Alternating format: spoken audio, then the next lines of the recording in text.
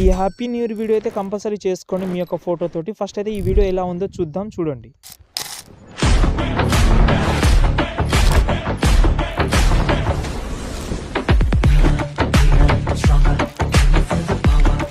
చూశారు కదా, అమేజింగ్ అయితే ఉంది. మీ యొక్క ఫోటోతో ట్రై చేద్దామంటే ట్రై చేసుకోండి, అది కూడా 1 క్లిక్లో. ఈ వీడియో చేద్దామని అనుకుంటే అలర్ట్ మోషన్ యాప్ చాలా కావాలి, ప్రో వర్షన్.